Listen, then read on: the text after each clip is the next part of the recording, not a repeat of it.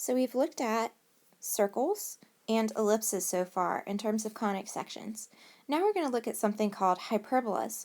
In both circles and ellipses, in the equation, your x squared and y squared terms are both positive. With hyperbolas, one of them is going to be negative. You end up with a horizontal hyperbola that opens to the sides if you have a positive x squared and a negative y squared. You end up with a vertical hyperbola if your y squared is what is first and positive. And just like with ellipses, I want my equation to be equal to 1 before I identify anything. So in this first problem, I'm equal to 100, so I want to divide by 100. I don't need to do any completing the square on this problem because I don't have any linear terms, aka just an x or just a y. When I do this, it reduces and I get x squared over 4 minus y squared over 25 equals 1. Since my x squared is what's positive, this means it's going to be a horizontal hyperbola. So I'm keeping that in mind and writing it over my graph for when this helps. Just like with circles and ellipses, you identify the center the same way. So this one doesn't have anything inside the parentheses with x, so that means my center is at 0, 0. So I'm going to go ahead and plot that. Next, just like with ellipses, you find your a and your b. So if I do the square root of what's under x, I get 2, and the square root of what's under y, and I get 5. Now what I need to do is find my vertices, and this is where it matters that I'm dealing with a horizontal hyperbola, because that means my vertices are going to be horizontally out from that spot. So if my center is at 2, I'm horizontal, so I need to look at what my x distance is. My x distance is 2. So I go 2 to the right and 2 to the left from my center. And I identify those points. I do everything on the graph and then write it out. So 2, 0, and negative 2, 0. Now I'm going to actually go and find my asymptotes. So the next important thing with hyperbolas is that you have something called asymptotes. And what you want to remember is that slope is always change in y over change in x. So always look what's underneath y for the top. So underneath y is going to give me 5, and underneath x is going to give me 2. So my slope of my asymptotes is going to be plus or minus 2. So I can graph those by going back to the center of my hyperbola, and I'm going to go up 5, right 2, and that gives me 1 of my asymptotes. And then I'm going to go down 5, right 2. That gives me my other asymptote.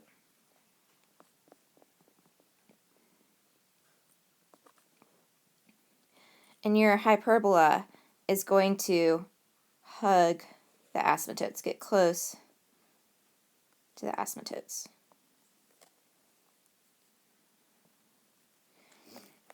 So all I want you to do is find the slope of your asymptotes. So that would be plus or minus 5 over 2. The equation you could do is, when we wrote equations of lines, y equals m, so plus or minus 5 over 2, x minus, use your center, so 0 plus 0 if you want the actual equation. The last thing we need to talk about for these are foci. So your equation for the foci of a hyperbola is c squared equals a squared plus b squared. And that will always be given to you, but I just remember it, a hyperbola equation has a minus, so that means my focus equation has a plus. And remember the shortcut I showed you for ellipses is that your denominator already had the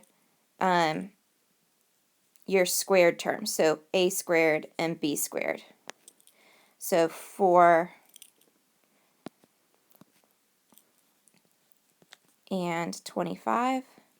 So C would be square root of 29. Okay, and now once again, go to your graph, and we're going to think about this graphically. So your focus is always going to be inside where the two parts of your hyperbola are. So that means this is going to be horizontal. So square root of 29 is about 5. And you're going from the center. That's one mistake that people make, is going from the vertex. So here's what I want you to do. For foci, I want you to always write your two coordinates and start with what your center was originally. So my center originally was 0, 0, 0, 0, 0, 0. Then think about your graph. Okay, on my graph, this is horizontal, so what changes if I'm horizontal? My x value changes. So I'm going to add square root of 29, and I'm going to minus square root of 29. I didn't quite leave myself enough room. And that's it. You don't have to simplify anything with these. So let's look at a different example. So in this one, we're going to have a vertical hyperbola because your y is what is first and positive. And when we identify the center for something that's vertical, you have to be really careful because inside with the y is giving you the y coordinate of your center. So my y coordinate is going to be 1 and my x coordinate is going to be -2. You have to be really careful not to make that mistake. Just speaking from experience. Then we're going to do the square root of the denominators, so that would be 4 and 6. Since this is a vertical hyperbola, I'm going to use what's underneath y, so I'm going to go up and down 4 from my center and identify those points. So that gives me -2, 5, and -2, -3. Now I can find my slope. So slope is change in y over change in x. So my change in y is 4, and my change in x is 6. So that means my slope is plus or minus, reduce that 2/3. You don't have to reduce, but it's easier to graph something smaller. So go from your center, 2/3, and 2/3.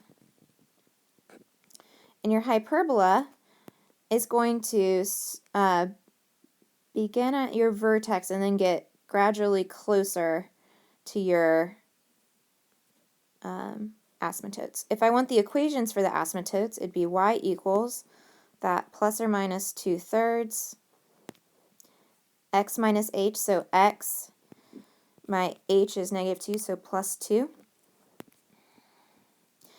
and keep k, plus 1. The equation for foci is c squared equals a squared plus b squared. So just go back to what your denominators are, which is 16 and 36. So c equals the square root of 52. For graphing, that's about 7. So if I imagine going about 7 from my center, it's going to go off a little bit for these, but that's okay.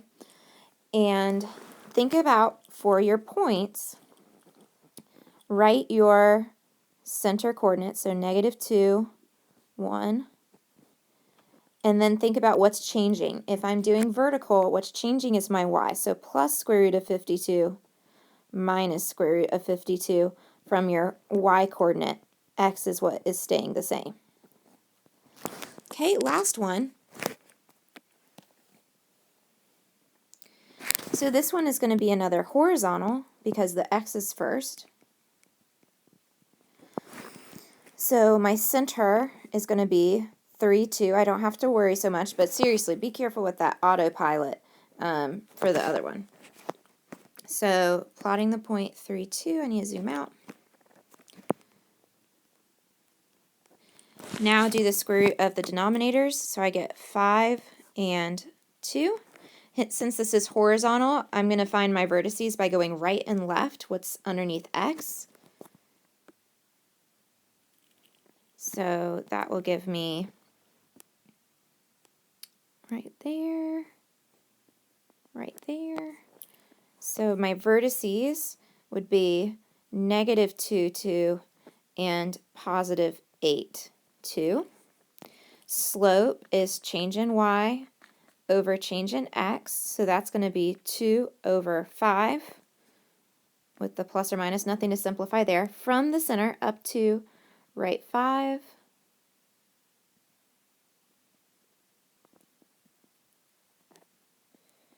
and then down to right 5.